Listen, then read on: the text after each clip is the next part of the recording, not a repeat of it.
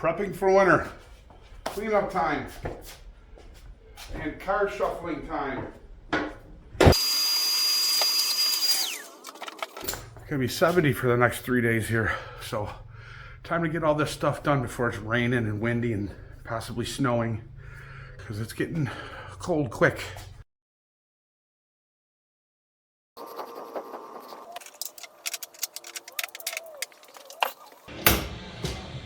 All right, only a little bit more to go here, and then we can start swapping some cars around.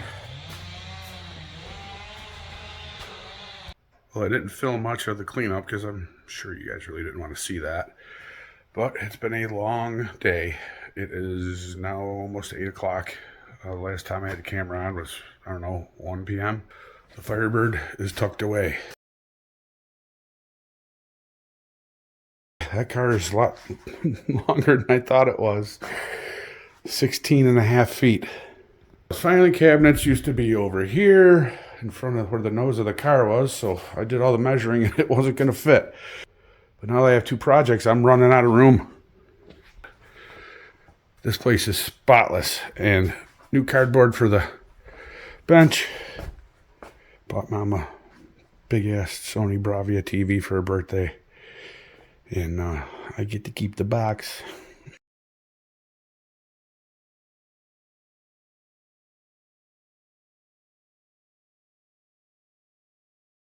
At this point, even though I got a lot of work in them, considering just buying a set of Panchitos. I don't know if I'm trying to strive for perfection again when I don't need to, because I know that the push rods and the valves are adjustable. But I found 2 different problems, and I'll show you right now. My first issue is if I put this ruler on the center of the valve tips all the way straight across, you can see there's a little bit of light coming through on both the intake valves. And that happens to be 0.008 on both of these. These are low compared to the 2 exhausts. My second issue is on the number 2 exhaust, right here. This spring was actually touching this mount on the head here. So I took this off and I spun the spring around so that there's a gap here. But I don't know if these move when the car is running. I don't know if they spin or not, or if they stay stationary. But this is concerning to me. You can see that's cut pretty nasty. I have everything out, ready to put the jugs and cylinders on and torque down the heads, and then now I find this. I'm losing faith in these really fast. It just seems like every little tiny thing on these heads is a problem, you know? Yeah, losing faith. Ready to buy some other heads. Let me ponder on it and figure out what I want to do. Okay, so I'm back. I have been doing a lot of reading on the lovely Samba. For the valve stems sticking up like that, it doesn't look like it's that much of a deal. I can either use shims or I can regrind my valves, or, you know, but everybody says you're pretty much, you're fine, you're all right. Shouldn't be that big of a deal because it's an adjustable thing. But for this, that is so very thin. Right there, chunks of it missing. It's very jagged. And on the spring, there's a little wear right here. Because when I took this tool and I compressed the spring down, I could literally see this part of the spring hitting that right there. So I've made a command decision. It makes sense to me. I don't know if this is recommended or not, but I'm doing it. I'm going to clearance that just a little tiny bit, so it's not hitting such a jagged edge. I'm just going to take that off a little bit. It's already super paper thin, so I really don't think it's going to make a difference. But it'll just be peace of mind. I put a bunch of rags and everything in here just so I can try and keep this as clean as I possibly can. so don't have to do a giant cleanup job on these heads. I already got literally 30 hours into these. So I'm going to take that down just a touch.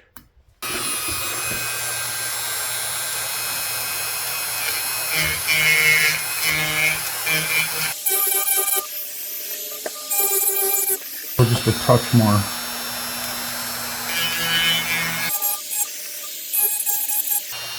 I'm going to just hit it really super gentle. And that's it. I'm done. And that Dremel still does not sound good, but it's still kicking. All right, so I took it down a little bit. Now I'm going to sand that. So I got some 240, some 320, and some 500. Just going to hit this real quick, knock it down. Just a tad.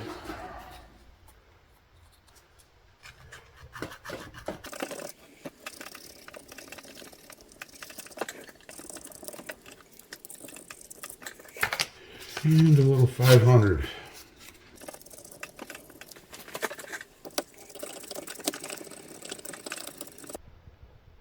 It's way smoother. There's no big giant jagged edges hanging off the edge of that. As long as that spring stays down in this seat down here like it's supposed to, it shouldn't hit right here anymore. All cleaned up, ready for installation.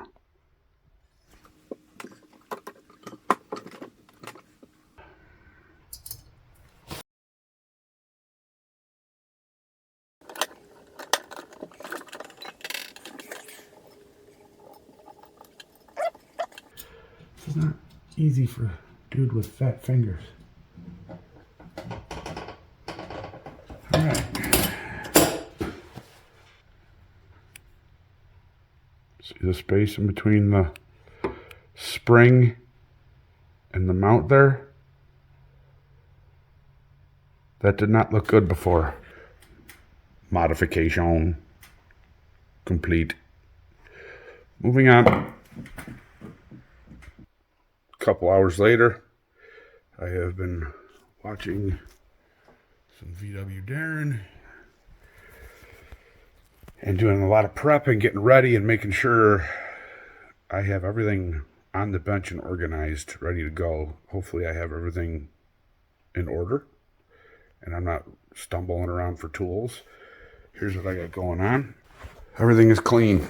All the surfaces are clean. The cylinders are clean. I had to brake clean this area off here.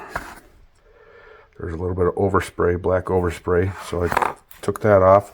All the spacers are cleaned. The push rod tube seals are pre-oiled. There's a little bit of oil on these. These are CB Performance windage stainless tubes. The cylinders are ready. The pistons are ready. They have been weighed. Everything is within a half a gram, if not less. I got all my hardware ready to go.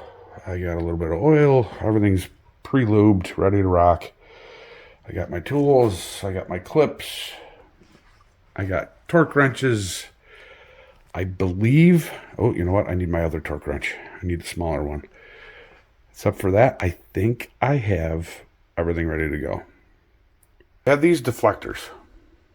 I don't have the other ones. These are the ones that came with this engine. The unfortunate thing is I don't know how they go on. I believe you have to use mechanics wire. And I don't know if that needs to be done first. So I'm going to have to search the internet real quick before I go forward. I'll be back. I got to drill a hole where the yellow marks are on both sides. So I got to drill these 8 holes and then pre-install some mechanics wire through the hole, and then when they're on there, then you loop them around the jugs, the fins on the jugs, and then tie them into the other side, pull them tight.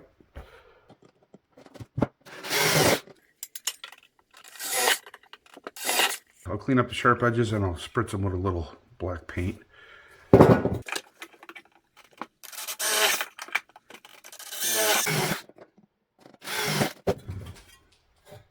Those shavings are hot. Okay, I will clean these up, spritz them, and I'll be back. Good news and bad news. Good news is those tins are painted and the holes are in it and they're ready to go. Bad news is I forgot this is the spray can that just spews paint everywhere. So it came out like a hammer tone look, which I don't really mind. And I have paint all over me because it's literally dripping all over the place. But it's high heat stuff and the tip is toast. So I figured, you know what, I stood there and I stared at it for a second. I was like, you know what, screw it. I kind of would like silver anyway. So it's staying silver. And I'm going to let it dry overnight. I'm going to have to cover all this stuff up. And I'll probably wipe it down again tomorrow. I'm only working a half day tomorrow. I just dropped a quick second coat on this. The garage smells like fumes. So the door is open. And we're gonna call it a night. Look at that tree, isn't it beautiful? All right, everybody, see you tomorrow. I'm back.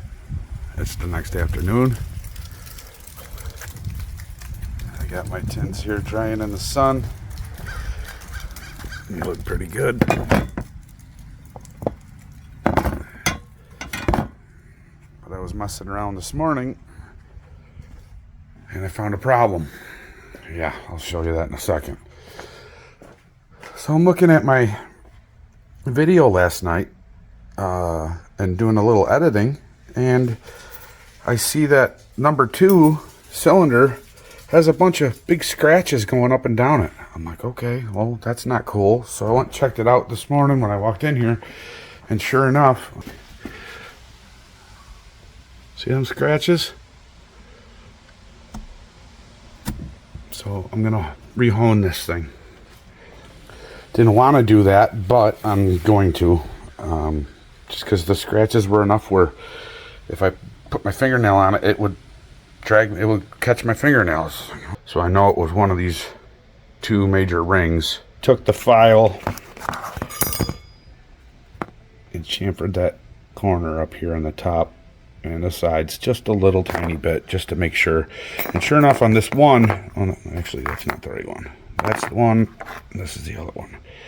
On the one, I could literally take my finger and pull it sideways like this, and my fingernail would catch it. So there was a little bit of a lip on it, but hopefully that fixes it.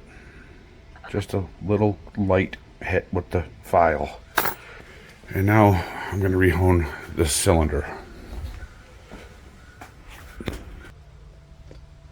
From the videos I've watched, this is how you're supposed to do this. Soak your hone in oil. That bag's got a bunch of oil in it. Put your hone in a container so it doesn't make a giant mess. Spin your hone just a little bit. Get some oil all over this thing. And then send it slowly at first.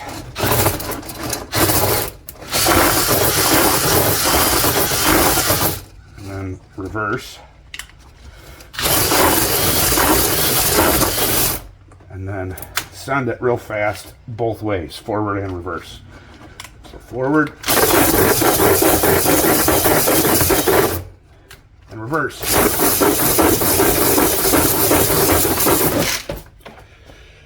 And that should do it. So it looks like I got some decent angle on my cut. And I'm going to clean this out real quick and see what it looks like. Oh no, you know what? I can still see that scratch. See on the right side? Right there. I'm going to hit it one more time.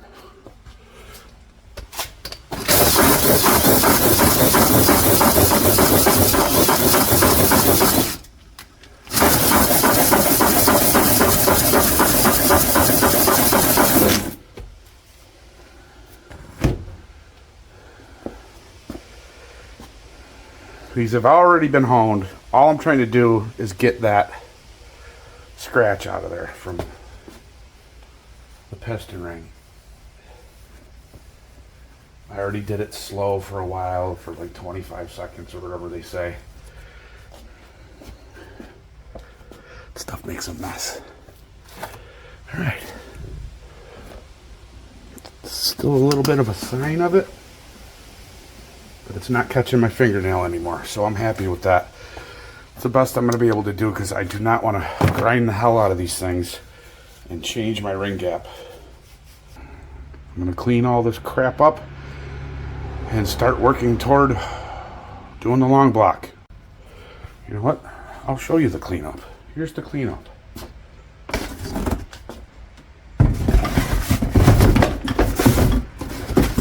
Done. That's it. Put a giant box or a tub or something. If you do this all the time, a plastic tub works great. Super easy cleanup. I'll brake clean this thing and wipe it all down.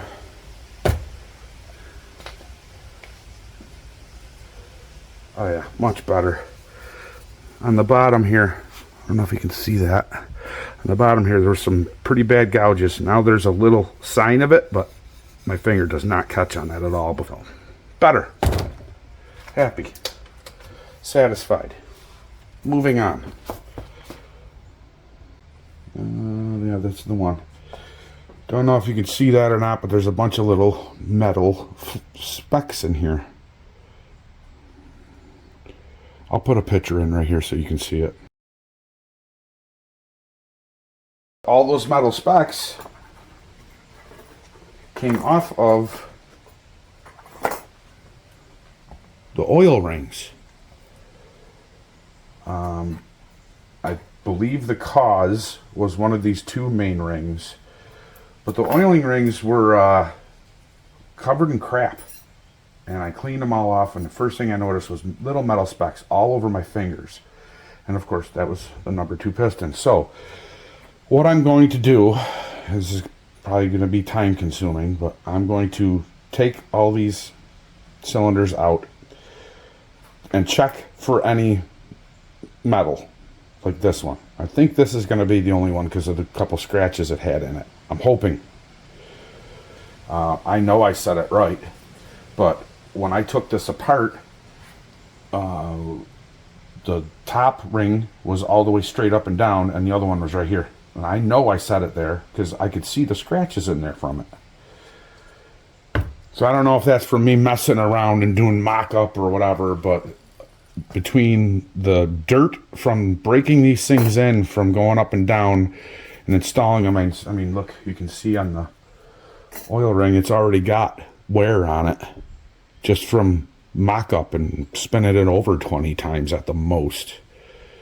So I'm going to take these apart, clean them up, check ring gap, reinstall everything, get those prepped, and then I'll be happy because it's just peace of mind for me. There was so much little metal specks in there that it's making me do this. I have to. First thing I got to do is make sure that these are all right. Measure the ring gap, pop them in there, take your cylinder. I got one oil ring in here just so it's pretty even. These were very close to 18 before, and they're still there. Sweet.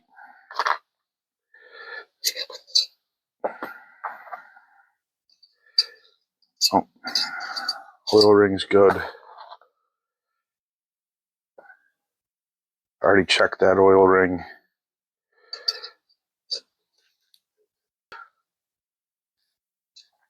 Yep, we're good. I took number 1 apart. Number 1 looks good. It looks clean. It doesn't look that there's a bunch of crud in there.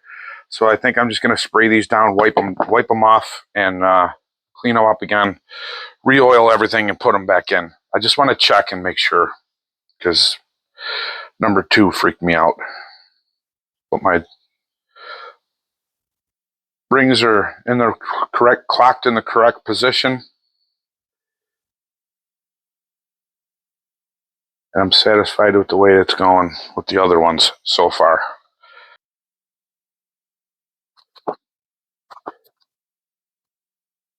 This one.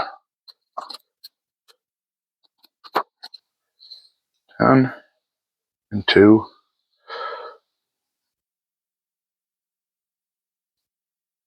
Four and 8. Okay.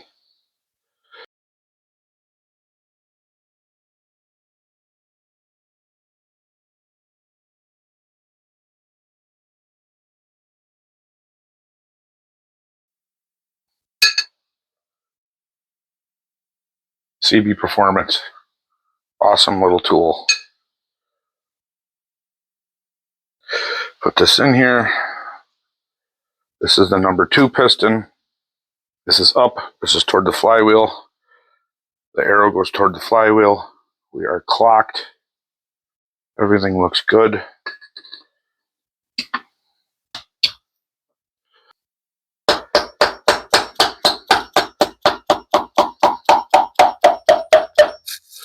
Light taps till she goes home. If it hits, stop. You will break or bend an oil ring and you will be pissed. And then you have to wait for shipping. Tap that. So you can just see the whole wrist pin hole.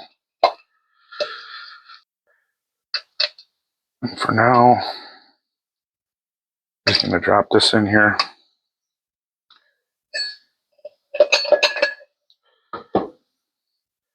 Like a glove. Okay.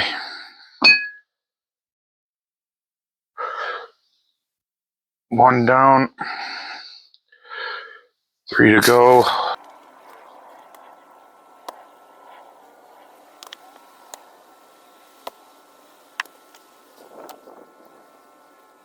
I'm getting kind of excited, kind of nervous. I cleaned everything off again with brake cleaner, the bottoms of the cylinders and the case opening here for putting in the shims. I have some Loctite 589 RTV. It's good for up to 625 degrees. Oh, while I had this accessible, I checked all the torque on everything, and this nut right here moved a little bit. So I'm glad I checked. And also this small 13 down here on the bottom underneath the oil pump moved just a tad too. So I'm glad I double checked.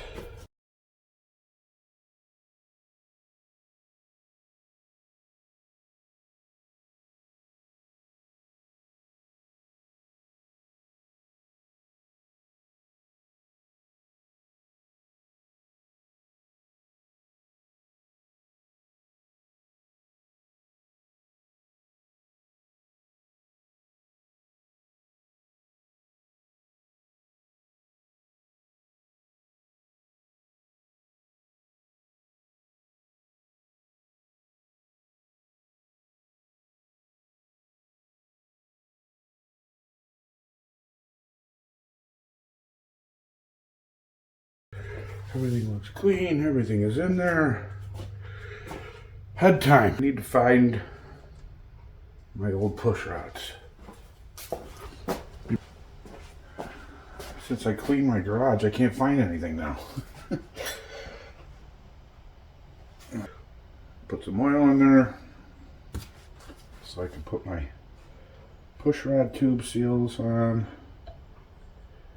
Oil in there. These things are definitely sharp on the end, that's for sure. I mean, that will slice you.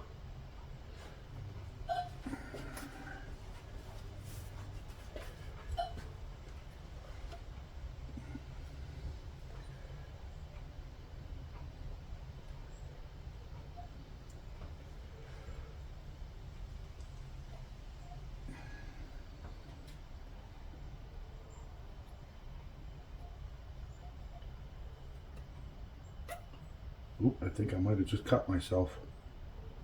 Yep, I cut myself. See how sharp they are? I barely slipped and it sliced me. Just because of the oil. So slippery. Blood is sealant, not recommended.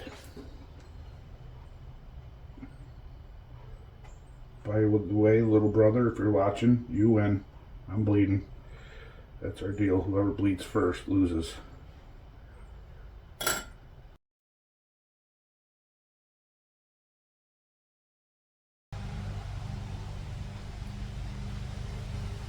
Alright. Oh yeah. You did a little slice. I'll be fine. Donate to PayPal for Band-Aids. Okay. First thing I gotta show you is this. These push rods, you can tell we're hitting. And these are the best for, here, I'll show you the bad ones.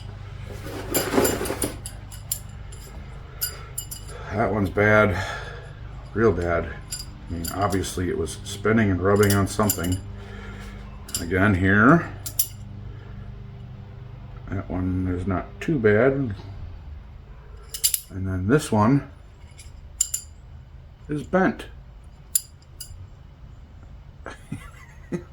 Yeah, this guy had no shims, lash caps.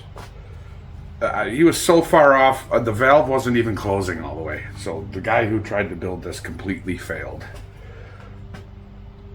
Hopefully I do better. A little bit of oil on the push rod tube holes.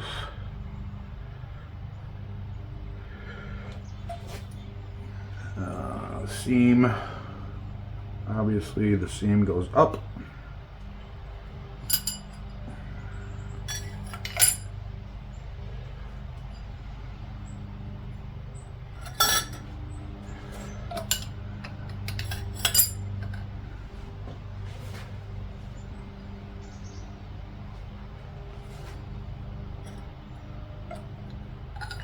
I forgot to put the seam up on that, didn't I? Listen to your own directions. And even though those things are on there, that is still sharp. Be careful. Don't hurt yourself. I know a guy that did it once.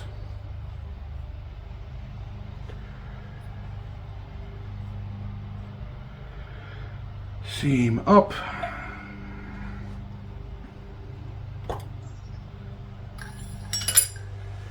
Okay, get this head on here and lightly put the screws on it, and then I'm going to take a break. I've been going for hours. Put a little bit of oil on this end of the push rod tube hole. Here we go. I've been waiting to do this for a very, very long time. Hopefully these studs go on here okay. I know that these two middle top studs toward you may be a little short, and I might have to screw them back out.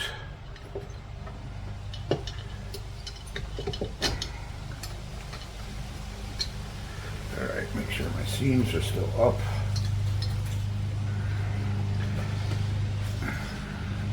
We're good to go with that. Okay. Getting there, folks. We're getting there. Alright, now I got those lined up. Take these out. Put them off the side for a minute.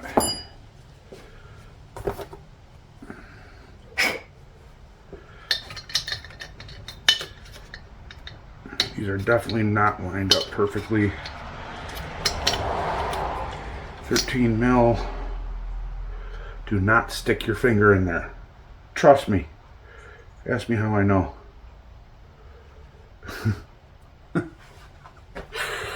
Yeah.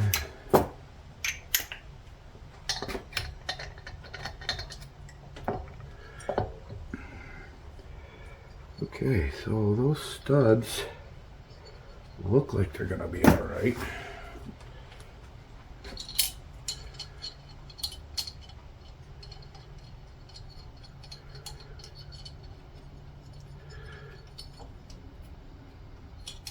Yeah, I should be fine. I'm hoping I have enough thread. because the thread ends and this still needs to be torqued down. Brand new head stud kit from CB Performance.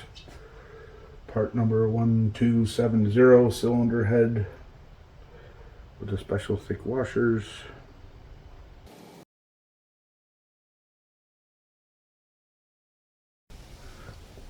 LOL. Were you laughing? Were you screaming at the TV? Don't forget these! I didn't tighten nothing down, thank God. But, I really don't even know how these go on. I'll figure it out. Right after I cut my hand again, probably. I shouldn't have said that. I'm gonna curse myself. Yeah, that stud down there is huge. And it's in the way. Ah, boy. Everything is stopping me from doing this. I'm starting to get a bad vibe.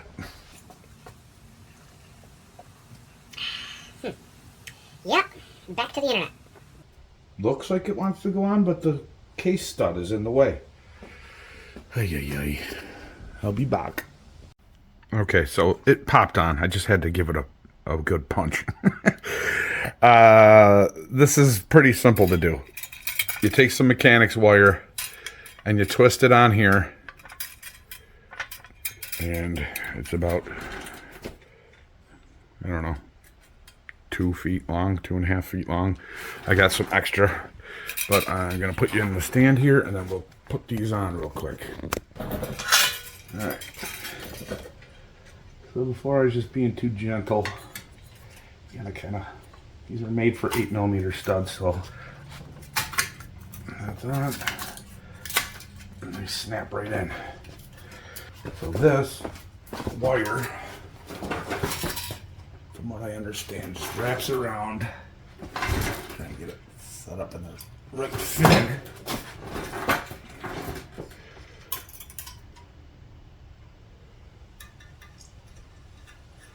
Fish it through the hole that we drilled last night.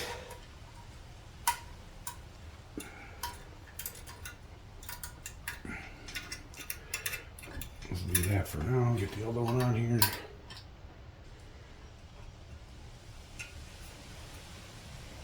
I guess they call these cool tins or type 3 tins, type 3 deflector tins. I've never used one before. We're about to find out how they work. 1, 2, 3, 4, 5. I think 1, 2, 3, 4, 5. We're good. Okay. Now, this ought to be fun. How the hell do you fish this through here? They don't show it on the video. The guy just goes, these are great, put them on, they're better. But they don't tell you how to lace them on there. Not necessarily sure what the deal is with putting the wire on there, but whatever.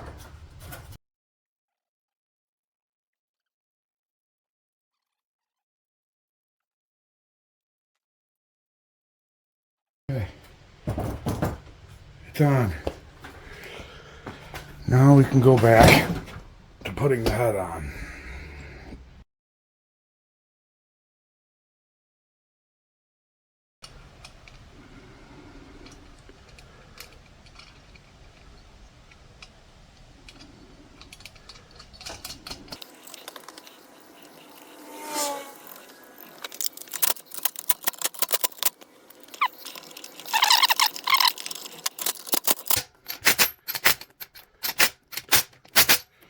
Alrighty then. So I loosened the head studs again because I did not have my tubes with the seam up on all of them.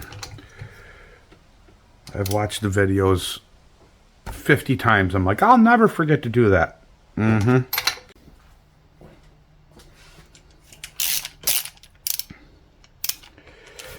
All right, I got my torque wrench set.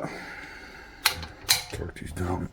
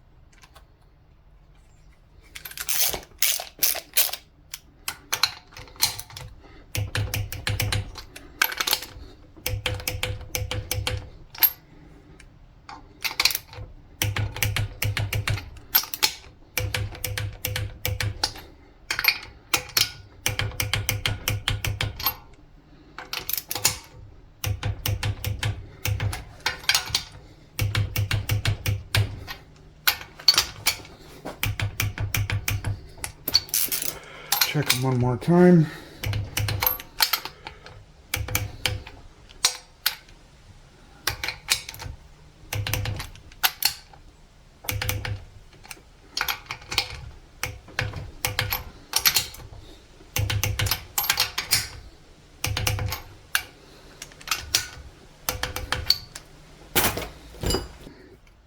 Let's take you out here, take a look.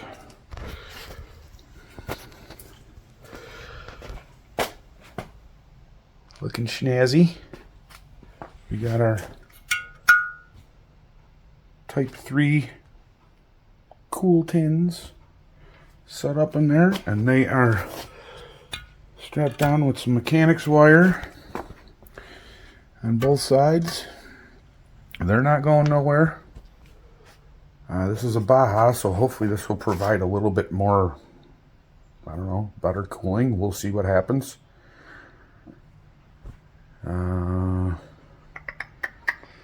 The head is on. Everything's looking cool. The push rod tubes are in with the seals up, as you can see. And I'm stoked. Things are moving along. Okay, I guess I'm gonna spin this thing around and do the other side. But I'm kind of thinking about putting the engine up on the bench, because this puppy, I don't know if you can see it, she's starting to shag a little bit. She's, you know, tilting her head like a confused dog. Yeah, that's level, and that's where she's sitting.